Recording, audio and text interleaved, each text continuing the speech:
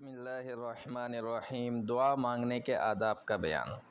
دعا مانگنے کے بعض آداب تو رکنیت کے درجے کو پہنچتے ہیں اور بعض شرط کے درجے کو پہنچتے ہیں، یعنی بعض رکن ہیں اور بعض شرط، اور کچھ مامورات ہیں جن کے اختیار کرنے کا حکم دیا گیا ہے اور کچھ منہیات ہیں جن سے منع کیا گیا ہے۔ وہ آداب یہ ہیں: نمبر 1، کھانے پینے، پہننے اور کمانے، روزی کمانے کے ذرائع میں حرام سے بچنا شرط ہے۔ نمبر 2، اللہ جل شانہ کے لیے اخلاص، یہ رکن ہے۔ دعا مانگنے سے پہلے کوئی نیک کام کرنا، مثلا صدقہ دینا یا نماز پڑھنا وغیرہ، سختیوں اور مصیبت کے وقت خاص طور پر اپنے نیک اعمال کا ذکر کرنا، یعنی ان کے واسطے سے دعا مانگنا، یہ مستحب عمل ہے۔ نمبر 4، ناپاکی اور نجاست، گندگی اور غلاظت سے پاک اور میل کچیل سے صاف ستھرا ہونا مستحب ہے۔ وضو کرنا مستحب ہے۔ قبلے کی طرف رخ کرنا مستحب ہے۔ دعا مانگنے سے پہلے نماز حاجت پڑھنا مستحب ہے۔ دعا مانگنے کے لیے دو زانوں بیٹھنا مستحب عمل ہے۔ دعا مانگنے سے پہلے اور بعد میں اللہ تعالیٰ کی حمد و ثنا کرنا مستحب ہے۔ اسی طرح دعا کے اول آخر میں نبی علیہ السلام پر درود و سلام بھیجنا مستحب ہے۔ دونوں ہاتھ پھیلا کر دعا مانگنا مستحب ہے۔ سائل کی طرح دونوں ہاتھ اوپر اٹھانا مستحب عمل ہے۔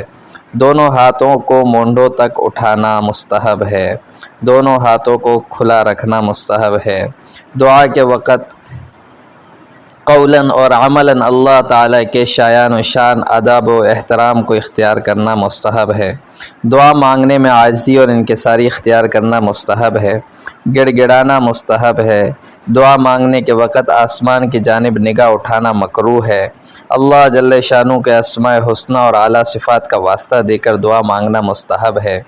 دعا میں بتکلف قافیہ بندی سے پرہیز کرنا مکروہ ہے۔ دعا میں بالقصد نغمہ سرائی اور بتکلف خوش الحانی اختیار کرنا مکروہ ہے۔ انبیاء علیہ السلام کے وسیلے سے دعا مانگنا مستحب ہے۔ اللہ کے نیک بندوں اولیاء اللہ کے وسیلے سے دعا مانگنا مستحب ہے۔ دعا میں آواز کو پست رکھنا، نیچی آواز میں دعا مانگنا مستحب ہے۔ اپنے گناہوں کا اقرار کرنا مستحب ہے۔ رسول اللہ صلی اللہ علیہ وسلم سے جو دعائیں صحیح احادیث میں منقول ہیں انہی کو اختیار کرنا، کیونکہ آپ صلی اللہ علیہ وسلم نے کسی دوسرے کو بتلانے کی ضرورت ہی نہیں چھوڑی ہے، یعنی وہ تمام ضروریات اور حوائج جن کے لیے انسان دعا مانگتا ہے آپ صلی اللہ علیہ وسلم نے ان سب کے لیے دعائیں بتلا دی ہیں۔ جامع تمام ضروریات و حوائج پر حاوی دعائیں اختیار کرنا مستحب ہے۔ اپنی ذات سے دعا شروع کرے اور پھر اپنے ماں باپ اور اپنے تمام مومن بھائیوں کے لیے دعا کرے، یعنی پہلے اپنے لیے پھر درجہ بدرجہ اوروں کے لیے دعا مانگے، یہ مستحب ہے۔ اگر امام ہو تو تنہا اپنے لیے دعا نہ مانگے بلکہ اپنے اور تمام مقتدیوں کے لیے دعا مانگے، مثلا میری کے بجائے ہماری یا میں کے بجائے ہم کے الفاظ استعمال کرے، مستحب ہے۔ پورے یقین کے ساتھ اور قطعی طور پر دعا مانگنا کہ اللہ تعالیٰ دعا یقیناً قبول کرتے ہیں اور میں بغیر کسی تذبذب و تردد کے دعا مانگتا ہوں، نیز دعا کو اپنی طرف سے کسی چیز پر موقوف بھی نہ کرے، مثلا یہ کہے کہ اگر تو چاہے تو میرا قرض ادا کر دے، بلکہ اس طرح دعا مانگے، الہی میرا قرض ادا کر دے، یہ رکن ہے۔ انتہائی رغبت و شوق کے ساتھ دعا مانگے، بے دلی سے دعا نہ مانگے، مستحب عمل ہے۔ دل کی گہرائیوں سے پوری کوشش و محنت سے دعا مانگے اور دل دعا کی طرف پوری طرح متوجہ ہو اور اللہ سے حسن ظن رکھے۔ ایک ہی مقصد کے لیے بار بار دعا مانگنا مستحب ہے۔ ایک ہی دعا بار بار مانگنے کا کم سے کم درجہ 3 مرتبہ ہے، یعنی ہر دعا کم سے کم 3 مرتبہ مانگے، مستحب ہے۔ کسی دعا پر اصرار نہ کرے کہ میری یہ دعا تو تجھے قبول کرنی ہی ہوگی، مکروہ ہے۔